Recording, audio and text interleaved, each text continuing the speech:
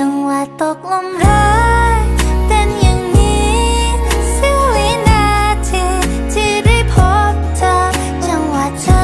ยิ้มจังหวะเธอ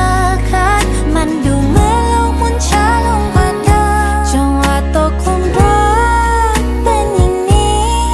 เสี้ยววินาทีที่ฉันได้เจอจังหวะเราพบจังหวะสบตาอยากหยุดช่วงเวลานี้ไว้ได้ไหมจังหวะนี้ฉันรักเธอ